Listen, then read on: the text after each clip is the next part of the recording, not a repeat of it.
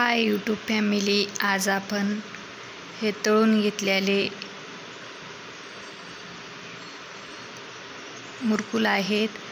काही भागात याला मुरकुल म्हणतात, बॉबीज म्हणतात, नरडे पण म्हणतात, नळ्या म्हणतात.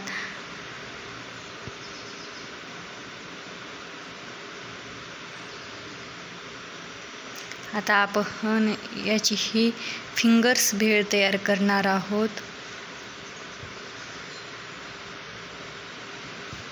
त्यासाठी आपण कांदा, टोमॅटो ते चिरून घेऊ. ते साहित्य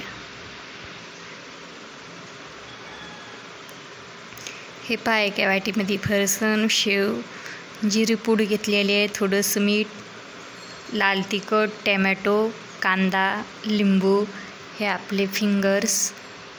आता हे आपण फिंगर्स करण्यासाठी, या फिंगर्स भेळसाठी आपण हे मुरकुल छोटे छोटे पीसेस करून घेऊ.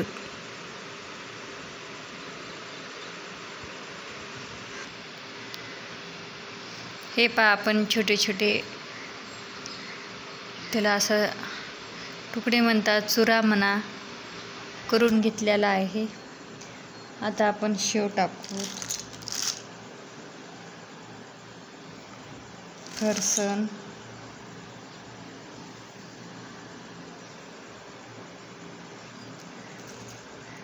जिरेपूड, लाल तिखट,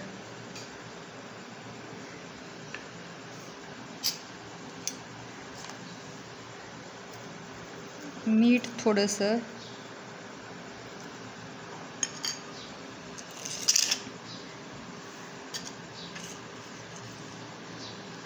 टमाटा, कांदा टाकून देऊ त्याच्यामध्ये. आपण या मुरकुराला तुमच्याकडे काय काय म्हणतात कमेंटमध्ये नक्की सांगा. नरडे म्हणतात किंवा मुरकुल किंवा बॉबीज किंवा नळ्या, कोण्या भागात काय काय बोलतात ते कमेंटमध्ये नक्की सांगा. आणि लिंबू पिळून घेऊ.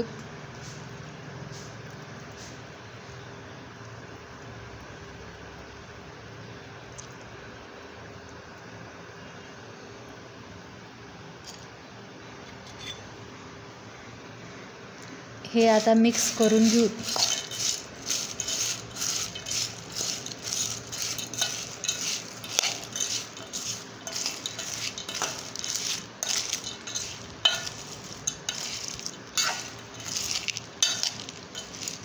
हे बॉबीज फिंगर्स भेळ लहानांपासून मोठ्यांना सुद्धा आवडते. आपण असं जर हे मुरकुल, हे नळ्या खातो म्हणलं तर आपल्या म्हणजे व्यवस्थित खाल्ल्या जात नाहीत. तोंडाचे आतमधून असं काथाडे निघल्यासारखे होतात खायचं म्हणलं तर. या अशी जर चटपटीत फिंगर्स भेळ केली तर लहान लेकरं तर खातेत आणि मोठे माणसंसुद्धा आपल्या घरातले खातेत. अशी करून पहा तुम्ही पण,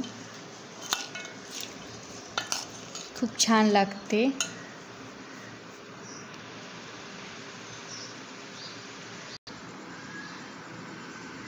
हे किती मस्तपैकी आपली भेळ तयार झालेली आहे. फिंगर्स भेळ.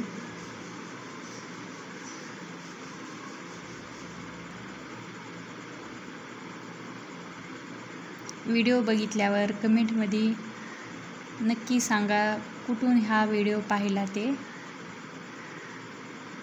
व्हिडिओ आवडल्यास लाईक, शेअर, सबस्क्राईब करा.